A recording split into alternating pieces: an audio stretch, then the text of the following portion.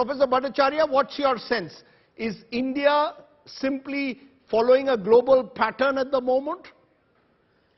Absolutely, you put it very succinctly, Rajdeep. So this is a global problem. I mean, in the US, a 40-year problem. I'm talking about inflation. In the Eurozone, about a 35-year problem. So it's across the world. The only exception being China. So other than that, so I'll come in later. So I mean, obviously, I mean, this is a large supply shock, a series of supply shocks, as you mentioned, coming in. But together with this, I also sense that India's demand conditions are also fairly resilient. So I mean, just see that, I mean, I mean, the 2.5 years of inflation at pretty much these levels, I mean, 6%, 5.5%, 6%, there has to be a demand component. So obviously, I mean, the supply shocks that are feeding in is getting absorbed from some sources, whatever the source of demand. And so right now, this is a combination of demand absorbing the series of supply shocks that have come in. But yes, you're absolutely right that this is coming in via commodities, via food, via edible oils, via the entire energy complex, from a whole source of foreign shocks coming in the system. Let me get in, Professor Arun Kumar. Your view, is this a global problem? Can the government or the policy makers get away by saying, look, it's not just India, it's happening across the world, don't single India out?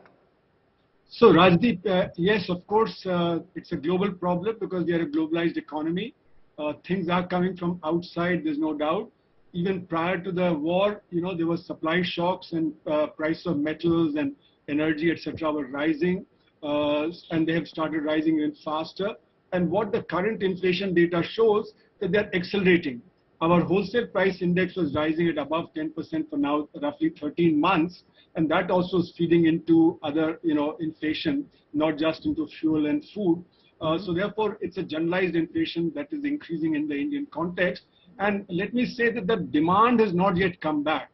Our current output is not yet back to the 2019 level, even if we look at the official data. Because the consumer confidence index, which the RBI puts out, that largely refers to the organized sector, that is still down to about 72, whereas prior to the pandemic, it was at 105. So if the consumer confidence is not back up, then it means that consumption levels could not be back up to where they were prior to the pandemic. So demand is short. You can look at, various components of demand. For instance, in the external sector also, we have a huge trade deficit. And we have a current account deficit, which means that demand from there also is weak. So overall demand is weak and yet prices are rising rapidly. And not only that, the consumer price data that has just come shows that it's accelerating. It's accelerating as compared to last year. It's accelerating in April compared to March. And because the situation is very uncertain in the coming months, we don't know what will happen in the war situation, how much the various supply bottlenecks from Russia, Ukraine, that will continue to plague the world economy, what will happen to sanctions that have been imposed, and that may be imposed on other countries that continue to trade with Russia. So there's a lot of uncertainty. And given that there's a lot of uncertainty, I think we cannot predict what will happen to prices and what will happen to growth. But what is clear is that we are headed towards a new Cold War in which there will be two circles of trade, of technology, and so on. And therefore, supply disruptions will continue. China facing pandemic at the moment, supply disruptions are pretty large from there, and they are the manufacturing hub of the world. So that is likely to continue.